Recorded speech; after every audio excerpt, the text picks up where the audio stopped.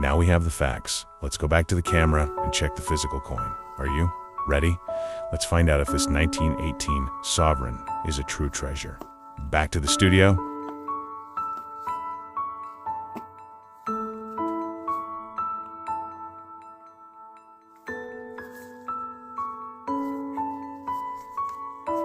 Let's start our physical inspection with the obverse. We see the bare head of King George V facing left.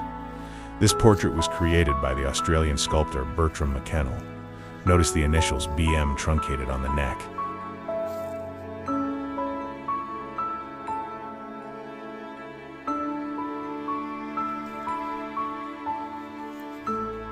In 1918, George V had been on the throne for 8 years.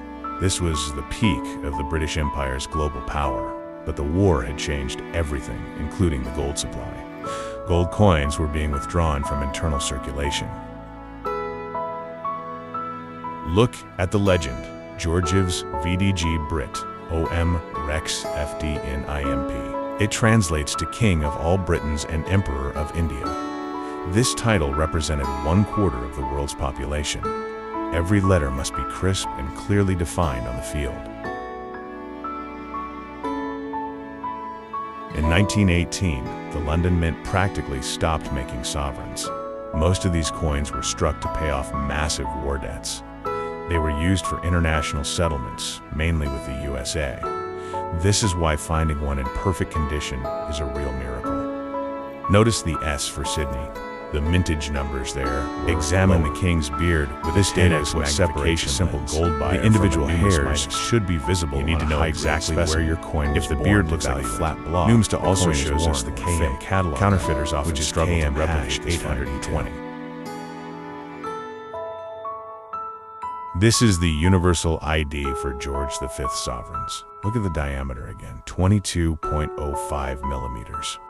Even a discrepancy of 0.2 millimeters is a sign of a counterfeit.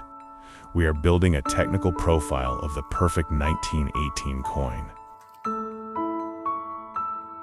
Now look at the fields, the flat areas around the portrait. We are looking for the flow lines created during the strike. These lines create the original luster we call the cartwheel.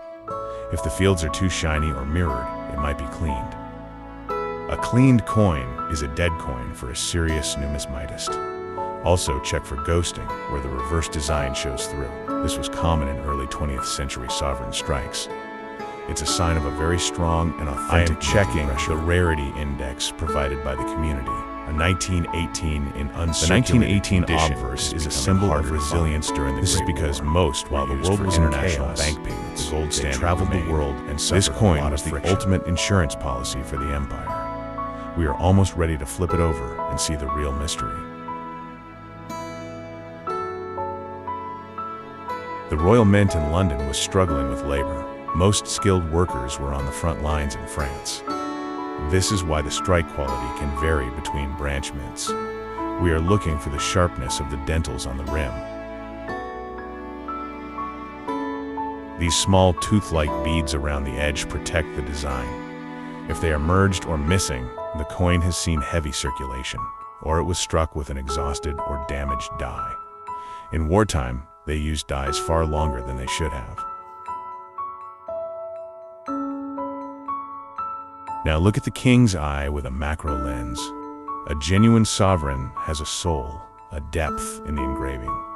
Cast fakes always have a flat, dead look in the portrait.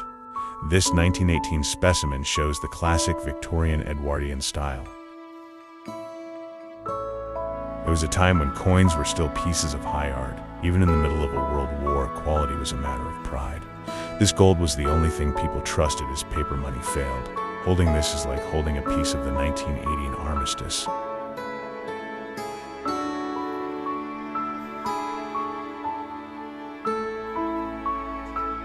We have analyzed every hair of the king's beard.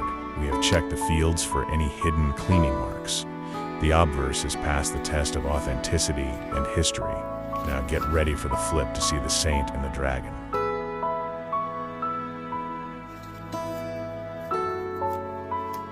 Now it's time for a quick but lethal test, the magnet. I have a common 2-cent euro coin here. As you can see, the magnet snaps onto it instantly. This is because modern small change has a steel core.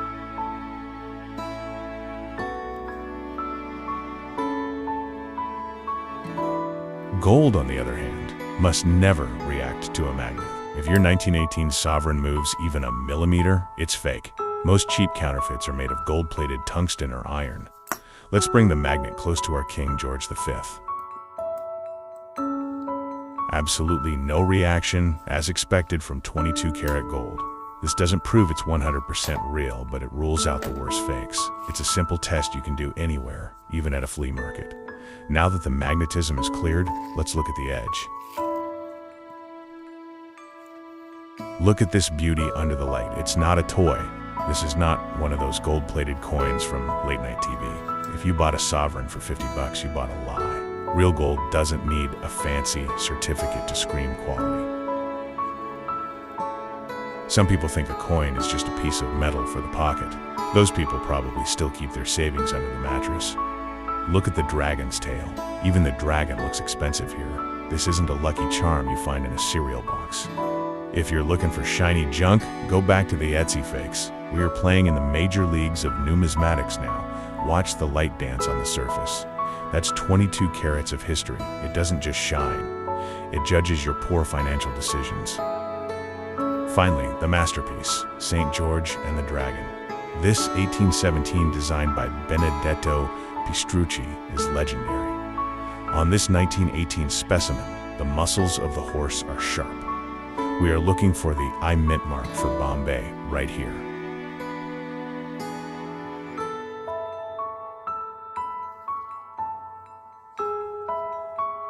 This small letter under the horse's hoof tells a global story. It represents the last gasp of the British Raj's gold production. Finding a 1918 eye in this condition is a numismatic victory. The dragon scales and the saint's helmet are perfectly struck.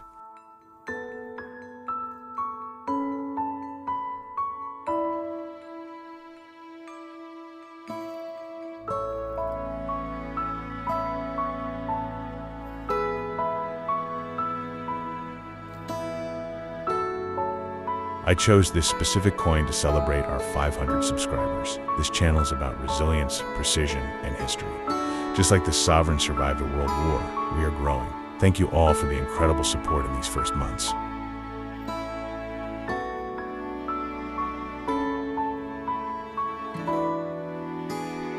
We started from zero, and now we are a real community. I want to build the most technical archive for serious collectors. Every comment and every like helps this project reach more people.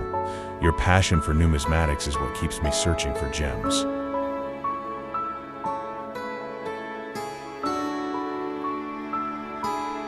Now, the final detail I promised you.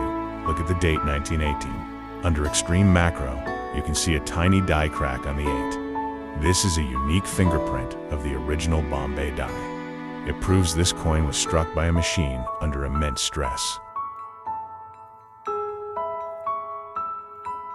If you enjoyed this deep dive, please subscribe to the channel. Hit the notification bell so you don't miss the next rarity. Tell me in the comments, what is your favorite year for gold? Let's discuss the market and the secrets of the Royal Mint below. This is just the beginning of our journey together. Keep collecting, stay technical, and trust only the gold. I am Alessandro, and this was the 1918 Sovereign Review. See you in the next video for another treasure.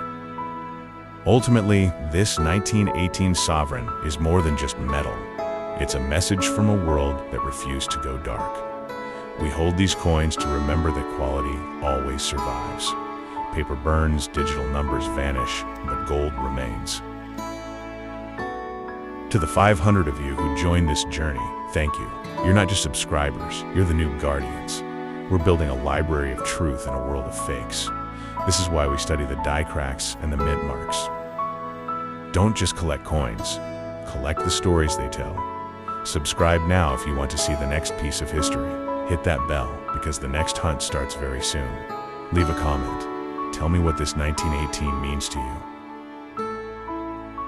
I'm Alex, and this was our 500 sub special. Stay sharp, stay technical, and keep your eyes on the rim. I'll see you in the next deep dive into the vault. Until then, keep the gold standard alive.